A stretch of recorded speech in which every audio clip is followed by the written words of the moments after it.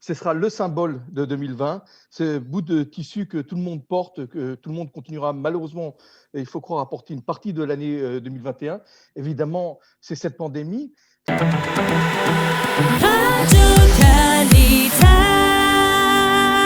David Shapira, bonjour, Boker Tov.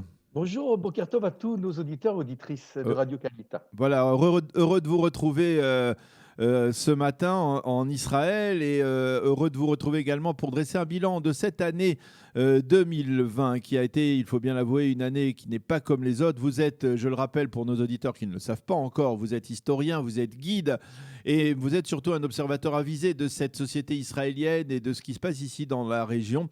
Alors avec vous, on va bien entendu parler de plusieurs sujets, mais on va essayer de, même si la pandémie est omniprésente, d'évoquer d'autres dossiers importants comme par exemple la normalisation avec les pays arabes qui a été aussi un événement marquant de cette année, peut-être aussi les manifestations contre Benyamin Netanyahou, les élections en Israël, la crise politique en Israël. Donc ça fait beaucoup de sujets, on va essayer de rentrer tout cela dans les 20 prochaines minutes. Tout d'abord, David, alors vous avez poussé un ouf de soulagement hier soir à minuit lorsque l'on a passé le compteur à 2021 après cette année d'épidémie qui a ébranlé le monde. Écoutez, je croyais que vous vouliez parler du sujet le plus important de cette année, c'est-à-dire le réchauffement de la planète. Vous savez que depuis le mois de janvier on essaiera d'en 2020, parler à la fin de l'année 2021, peut-être si on a le temps. Ouais, voilà, non, parce que depuis 2020, il faut savoir que tous les mois de cette année ont atteint sur la planète des records de réchauffement climatique jamais vus ni jamais enregistrés. Non, je rigole. Je crois que 2020, ce sera le symbole de 2020. Ce bout de tissu que tout le monde porte, que tout le monde continuera malheureusement, et il faut croire, à porter une partie de l'année 2021. Évidemment, c'est cette pandémie. C'est un événement qui est un événement planétaire qui arrive, je dirais presque tous les siècles, comme des grandes guerres. C'est une guerre qu'on mène, dont nous sommes tous impliqués. Et ce qui la différencie d'une guerre, c'est qu'il n'y a pas de bombardement sur les civils, mais les civils sont tous concernés, ainsi que les militaires et tout le monde. Sur la ligne de front, le personnel médical. Et il y a quand même quelques enseignements ou quelques réflexions dont on peut tirer maintenant qu'on arrive au début, je dirais, au début de la fin du tunnel. On est juste au début de la fin du tunnel avec cette immense campagne de vaccination qui va se répandre aussi en Europe et dans les pays occidentaux. Tout d'abord, on ne peut pas la comparer à d'autres épidémies comme la grippe espagnole ou la peste noire, parce que ces épidémies qui se sont éteintes au bout de 2 ou 3 ans concernaient une population qui ne voyageait pas autant que nous nous déplaçons si facilement avec les avions, avec un coût modeste des billets d'avion. Donc cette pandémie aurait pu durer beaucoup plus longtemps vu le transport ou le déplacement des individus dans le monde. Donc c'est ça qui… En fait, ce qui a arrêté, si vous voulez, l'épidémie ou le virus, c'est le fait que les populations soient restées entre elles et que le virus n'a plus trouvé je dirais, de victimes pour s'élargir, se répandre. Et là, c'est la grande différence. Alors, il y a aussi une autre réflexion qui est très importante, c'est nous rentrons dans une civilisation avec l'avancée de la médecine, de la science, où nous refusons la mort. Nous n'acceptons pas que les gens meurent. Et ça, c'est une idée qui est déjà très ancrée dans les études de médecine. Demandez à n'importe quel médecin, il vous dira tout de suite que quand un patient meurt sur une table d'opération ou meurt d'une maladie, c'est pour lui un échec. La médecine moderne considère que la mort est un échec du médecin, comme si nous étions capables, nous, d'empêcher les personnes de mourir ou naturellement, ou d'une mort naturelle ou d'une autre mort. Et donc, dans ce refus d'accepter la mort comme une évidence, comme une partie de la vie, nous avons sacrifié énormément de choses. Et la question qui se pose, Daniel, et que tout le monde devrait se poser, c'est: avions-nous le droit de sacrifier une année d'études de tous les écoliers en Israël ou dans le monde, d'études pour les universitaires? Avions-nous le droit de fermer les commerces de centaines de milliers de personnes? Avions-nous le droit de précipiter dans la faillite restaurateurs, cafetiers, et tout le domaine de la culture et du tourisme et d'autres domaines qui se sont effondrés, pour essayer justement encore d'allonger la vie de personnes âgées qui sont les premières concernées, les premières personnes touchées, ou aurions-nous, Bien. je sais que c'est facile de parler, hein, aurions-nous dû établir un système de défense extrêmement strict envers les personnes concernées, les personnes âgées, car on sait qu'en dessous Bah, de 50 ans, il ne se passe pas grand-chose lorsqu'on attrape le Covid. Alors je vous laisse poser une question non, parce non, que non, non, mais la réponse la réponse à cette question, elle a été donnée très clairement, je crois même par Benjamin Netanyahou depuis le début de la crise. Et en tout cas, en Israël, elle était très claire, cette réponse. Peut-être qu'elle était plus nuancée dans d'autres pays occidentaux, mais en Israël, elle était très claire. Oui, il faut sacrifier, on va dire, l'économie pour la vie. La vie est plus importante que l'économie, oui, alors il faut savoir quand même que quand on même la sacrifie vie de personnes l'économie, âgées. oui, oui, oui, quand on sacrifie aussi l'économie, il y a des personnes qui se retrouvent en détresse et on parle d'ici et là de cas de suicide, de dépression, et même chez les personnes âgées qui meurent aussi de solitude. On n'a pas besoin d'attraper un virus pour mourir. On peut mourir aussi de tristesse, de solitude, d'éloignement. Donc tout ça, c'est des questions d'équilibre. Vous savez, tout ça a un rapport avec ce qui se passe aussi pour les fins de vie qu'on essaye absolument d'allonger. Il y a eu un cas il n'y a pas longtemps dans l'hôpital Assaf Harofet de Rehovot où une personne âgée est venue avec son arme, a tué sa femme qui était en phase Ouais. terminale et s'est suicidée aussi pour ne pas continuer les souffrances. Tout ça fait partie en fait de cette conception qu'on doit absolument, absolument tout faire pour allonger la vie. Et tout faire, ça veut dire aussi des fois sacrifier la vie des gens qui vivent en faveur des personnes âgées. Alors je ne dis pas qu'il faut tuer les personnes âgées. Ouais. Dieu nous en préserve, comme on dit chez nous. Mais est-ce qu'il fallait tout paralyser pour que dans les maisons de retraite, les personnes âgées isolées continuent encore à vivre quelques années? Bon, d'abord, Je ne dis pas qu'il faut, on a je remarqué, ne dis pas qu'il David. faut, On a je ne dis pas qu'il remarqué, faut David, raccourcir leur vie. Hein. il Oui. faut rappeler que c'était vrai au début, on pensait vraiment que uniquement les personnes âgées étaient touchées, mais on l'a vu par la suite, même des personnes plus jeunes, hein, si on parle de gens de 50 ans, de 60 ans, même de 70 ans, qui ne sont pas encore, on va dire, dans les critères d'aujourd'hui des personnes âgées, eh bien, ont été également touchées de manière même parfois incompréhensible, très rapidement. Oui, Elles sont... mais évidemment, plus on baisse dans les Ouais. décennies, et, plus, Mais en tout cas, moins le taux de cas graves apparaît et moins de cas doivent être hospitalisés. Alors, la deuxième réflexion, tout ça, ce sont des réflexions, ce sont des pensées à voix haute que je me suis faites aussi, c'est que nous étions arrivés avant la pandémie du Covid, que ce soit d'ailleurs en Europe et en Israël, à une saturation des hôpitaux et je dirais à une limite du personnel médical face aux malades. Quand on pense qu'il y a 30 ou 40 ans, pardon, lorsque je suis venu en Israël, par exemple, en 83, il y avait 3,5 millions d'habitants. Aujourd'hui, il y en a 9 millions, c'est-à-dire 3 fois plus. Combien d'hôpitaux ont été construits ouais. depuis 40 ans? À ma connaissance, ce Asuta d'Ashdod, l'hôpital d'Ashdod qui a été ouvert en grande pompe, mais les hôpitaux n'ont pas, je dirais, ne sont pas accrus en fonction du grandissement de la population, de l'élargissement de la Mhm. population. Et nous savons, pour avoir côtoyé ou pour avoir été hospitalisé ou côtoyé des personnes qui sont hospitalisées, la tension, la pression exercée sur les médecins, sur les infirmières. Nous savons qu'il n'y a pas assez de personnel. Nous le savions avant la pandémie. Or, la pandémie arrive presque comme une surprise et force est de constater qu'il n'y a pas eu d'hôpitaux construits, ni une formation accélérée, rapide du personnel médical. Et je ne parle pas du cas israélien, je parle du cas occidental. Il y a toujours une pression, un stress énorme et pas assez de personnel. Alors, faudrait-il peut-être alléger les critères d'entrée pour l'école de médecine? Faudrait-il permettre à des infirmières de partir un peu plus tard en retraite, de les former plus rapidement, d'éviter Il faudrait peut-être effectivement construire des hôpitaux, c'est avant tout. Comme les et ont fait les construire, Chinois en quelques jours, et on les a vus. construire. Alors évidemment, il y a aussi le problème je dirais, de l'équipe hospitalière, parce qu'avec des bâtiments, il faut aussi l'équipe professionnelle. Alors ça, c'est une question qu'on doit se poser. Moi, Qu'est-ce qui j'ai va se une passer? question, David. Je voudrais vous poser une question plus sociale.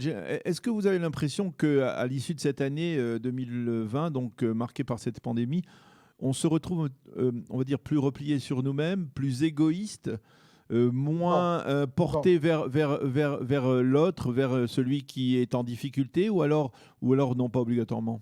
Non, non, justement, cette crise a révélé, c'est dans tous les pays aussi, dans tous les pays, je dirais, occidentalisés, cette crise a révélé des initiatives qui existaient, mais qui ont, je dirais, qui ont grandi, hein. Il n'y a qu'à voir tous ces mouvements de solidarité, même d'ailleurs parmi la communauté francophone pardon, en Israël, qui fait un travail extraordinaire, sans les citer, mais tout le monde le sait. Il faut voir ces, ces- ces, euh, ces reportages à la télévision de personnes en extrême difficulté qui, une semaine après, sont assaillis de demandes pour les aider et pour les soutenir. Il y a eu une magnifique, je dirais, révélation, manifestation, bien que ça existait, d'organisations, d'associations, et même à titre individuel. Vous savez, pour avoir eu l'occasion, si vous voulez, un peu de voyager aussi en Europe et vécu aussi en Israël un peu cette pandémie, eh bien, les gens sont beaucoup moins agressifs. Vous faites la queue au supermarché, tout le monde se parle, tout le monde se regarde avec son masque un peu désabusé. Et il y a un magnifique élan de solidarité. Et si la situation nous a obligés à nous isoler, eh bien, je crois que nous avons été beaucoup plus tolérants et beaucoup plus accueillants, beaucoup plus, le cœur plus élargi envers l'autre, parce que nous savons tous que nous souffrons à moindre échelle, évidemment, ce n'est pas la même chose pour tout le monde, à moindre échelle de cette crise. Je pense que tout le monde est impacté d'une manière ou d'une autre. Bon, il y a quelques personnes qui se sont enrichies grâce à cette crise, mais c'est un nombre assez restreint. Oui. Mais tout le monde est impacté. Tout le monde a des voisins qui avaient soit un commerce ou un proche qui est décédé du corona, du Covid. Et donc, ça nous ouvre plus le cœur. Et cet isolement, au contraire, nous montre à combien notre situation avant était appréciable, à combien nous sommes des animaux sociaux qui avons besoin de l'autre, de la communication, non seulement de lui parler, mais de le toucher, des fois même de l'embrasser et de l'enlacer. Ce contact humain par la parole, par le geste, par la tendresse et par l'affection, eh bien, le Covid a révélé combien il était important et combien nous ne pouvions pas vivre sans cette relation sociale, sans ces liens sociaux qui nous unissent, qui nous réunissent. Alors, je voudrais que l'on aborde maintenant ce qui est, au moins pour Israël, second grand dossier de cette année 2020, c'est la crise politique dans laquelle on est toujours, 2 ans après les premières élections de mars 2019. On ne parvient pas à sortir de cette crise. Vous avez une idée du ou des responsables de cette crise actuelle ? Ah, écoutez, il me semble déjà depuis la première élection, parce que ça fait quand même 2 ans qu'on est en période électorale, quasiment, avec un gouvernement qui a vécu quelques mois, il me semble que le responsable, c'est le procès qui est intenté à Binyamin Netanyahou. C'est ce qu'en tous les cas disent la plupart des politiciens, que ce soit d'ailleurs même du Likoud, comme Zev Elkin par exemple, ou que ce soit même d'autres partis. Euh, euh, il semble que Netanyahou, comme l'a dit un des commentateurs hier, n'ait pas écouté le conseil du regretté feu avocat Yaakov Venrod, qui Ouais, était l'avocat de Netanyahou, c'est-à-dire de la soit famille. d'arriver à un arrangement, de reconnaître une partie des faits qui lui sont reprochés, ou bien soit d'aller directement au procès, se présenter dans la salle des juges et peut-être mettre sa carrière politique de côté quelques mois ou quelques années jusqu'au verdict. Et le fait de vouloir se maintenir à tout prix à la tête du gouvernement et ainsi reculer les échéances du procès, c'est ce qui nous met dans cette crise politique. Sans entrer dans cette polémique pro ou anti-Benjamin Netanyahou, il y a un vrai problème, il y a une vraie crise. Le pays débourse des milliards de shekels dans ces échéances électorales qui sont inutiles parce qu'on connaît à peu près le résultat. Et maintenant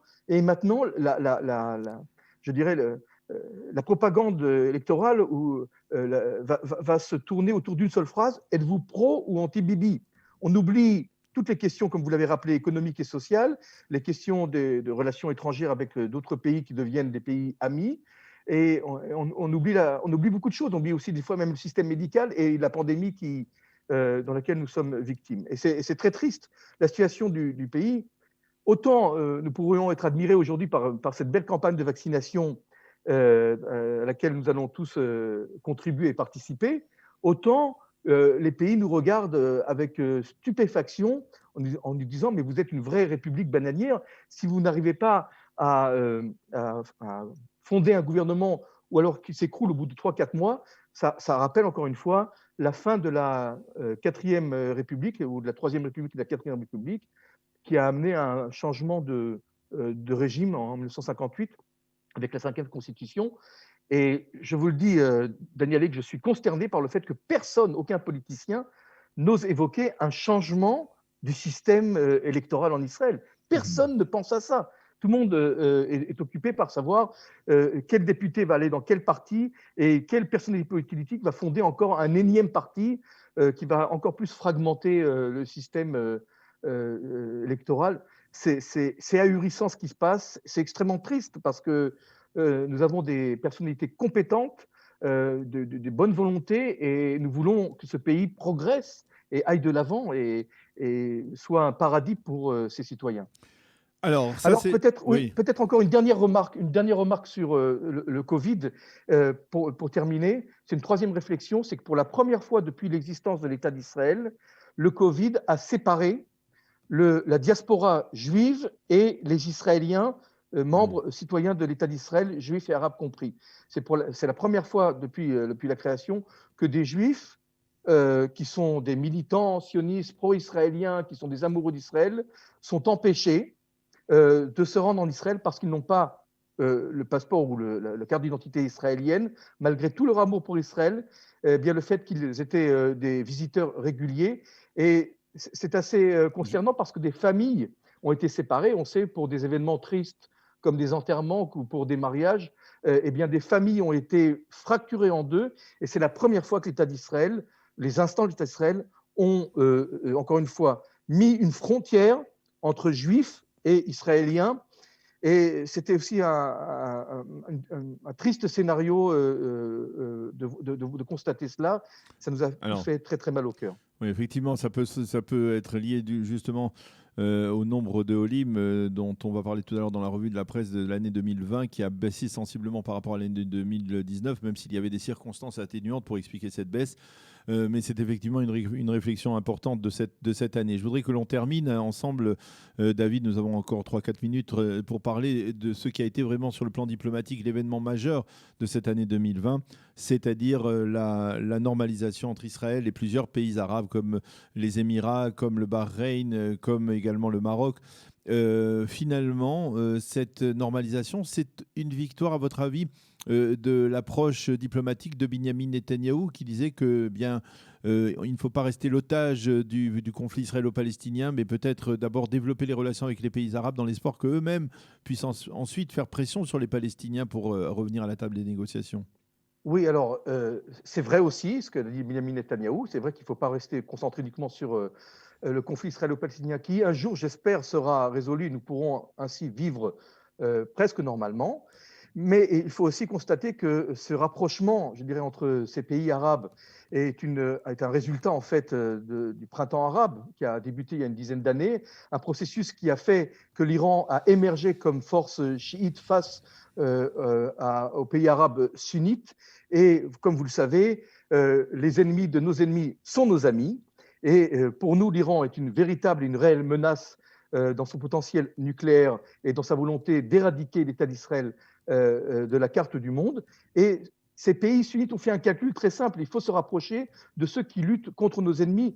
Et donc, il y a des intérêts. Il ne faut jamais oublier que la politique extérieure de chaque pays, eh bien, elle est muée, si vous voulez, par des intérêts propres à chaque pays. C'est-à-dire que il ne faut pas porter d'illusions. Les Émirats arabes sont des petits pays sans une grande armée et ils ont tout intérêt à être amis d'Israël d'un point de vue stratégique, d'un point de vue de leur propre défense, autodéfense. Et donc, évidemment, c'est une résultante du changement de la carte C'est religieuse stratégique au Moyen-Orient. C'est Il y a aussi, à votre avis, le résultat du développement de l'État d'Israël sur des dossiers comme la haute technologie, dans lequel la cybertechnologie, la lutte contre le terrorisme, des dossiers dans lesquels l'État d'Israël est devenu leader mondial et naturellement se fait courtiser par de nombreux pays, dont les pays arabes aussi. Oui, mais on n'était pas obligé d'arriver à une normalisation pour avoir des négociations sur des contrats sur la haute technologie. Ça existait avant. Nous avions des relations commerciales avec les pays des Émirats avant la normalisation. Ce que je veux dire là, il y a, si vous voulez, comme il y avait après, pendant la guerre froide, des blocs, le bloc de l'Union soviétique et le bloc des États-Unis, il y a aujourd'hui des blocs, un bloc sunnite contre le bloc chiite qui est extrêmement menaçant. Il est au sud Liban, il est en Syrie, il est en Irak, il est surtout en Iran. C'est l'Iran le leader. Et vous avez un bloc sunnite qui est menacé, qui est vraiment menacé parce que ce sont peut-être, d'abord géographiquement, des petits pays, sauf l'Arabie saoudite qui est un grand désert, mais ce ne sont pas des puissances militaires très importantes. Donc il y a une alliance États-Unis, Israël et ces pays-là, ces pays sunnites, contre la menace chiite. Et c'est ce qui fait que ces pays-là ont eu un intérêt, si vous voulez, à normaliser leurs relations avec Israël pour, encore une fois, se renforcer face à la menace iranienne. Et c'est très bien parce que nous en sommes les gagnants. Nous sommes les gagnants et vous avez raison de préciser, les grands perdants, ceux qui ne voient pas ce qui se passe autour d'eux, ce sont les Palestiniens qui ne comprennent pas, qui sont maintenant devenus un pion mineur, si vous voulez, dans ce jeu de grande puissance, dans ce jeu de guerre interreligieuse ou interconfessionnelle qui divise les sunnites et les chiites. Et vous savez que la haine qui existe entre ces deux courants religieux est incommensurable. C'est même pas la peine de le diriger. Il y a eu il y a eu sur ce conflit-là des centaines de milliers de morts, beaucoup plus que toutes les morts du terrorisme depuis que le terrorisme existe. Donc, il faut contextualiser ce rapprochement-là dans tout ce qui se passe autour de nous. C'est vrai que Netanyahou en a profité et Donald Trump, c'était une bénédiction. Ce sont des personnalités qui étaient là au bon moment, à la bonne heure et à la bonne place pour justement arriver à concrétiser et à normaliser ces relations. Mais c'est tout à notre bénéfice, c'est évident. Eh bien voilà, on va terminer sur cette note optimiste de normalisation des relations entre Israël et plusieurs pays arabes. Et bonne année 2021. Bonne année 2021. Je pense qu'elle sera meilleure. Voilà, sans en être espérant prophète, qu'elle sera meilleure que 2020. Ben, merci beaucoup, docteur David Shapira, d'avoir été avec nous pour nous dresser donc ce bilan de cette année 2020. Bonne journée, bonne année, bonne santé, à bientôt. Et Shabbat Shalom. Et Shabbat Shalom, oui, accessoirement.